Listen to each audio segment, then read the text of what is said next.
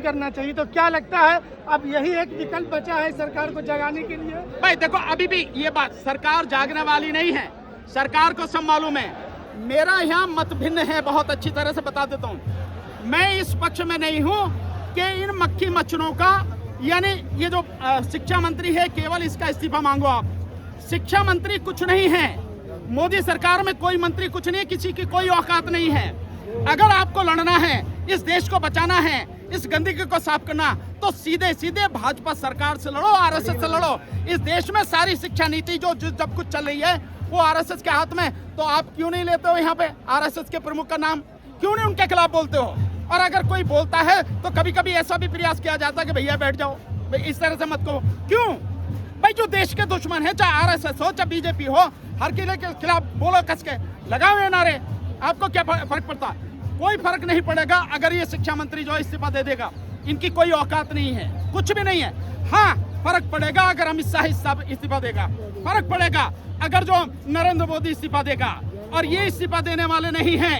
इनको आज नहीं तो कल पूरे देश को इकट्ठा होके उखाड़ के फेंकना ही पड़ेगा।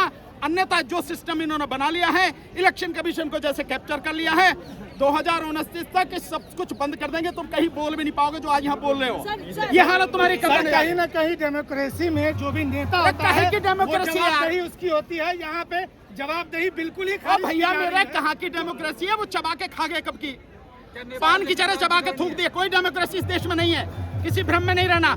अगर डेमोक्रेसी होती तो सवालों के जवाब देते नहीं देते। अगर डेमोक्रेसी होती तो जिस तरह से पार्टियों को तोड़ा जाता, तोड़ते क्या?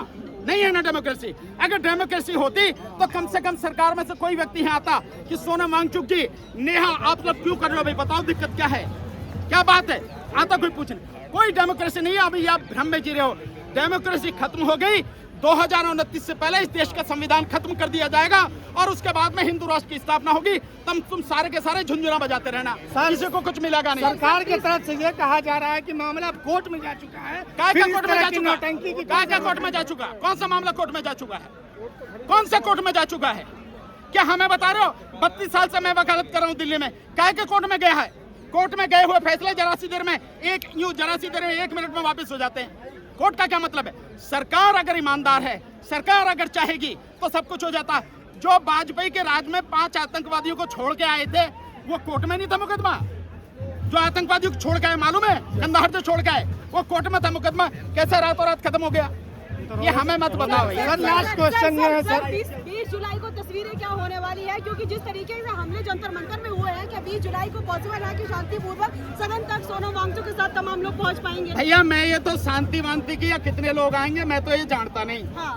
पर मैं आपके माध्यम से सबसे अपील करना चाहता हूँ, और मैं एडवोकेट जो हैं इस देश में, जहाँ भी एडवोकेट हैं, जहाँ भी वकीलों की बार हैं, हर जिले में, विशेषकर दिल्ली में, मैं उन सब वकीलों से निवेदन करता हूँ, ये देश की लड़ाई है।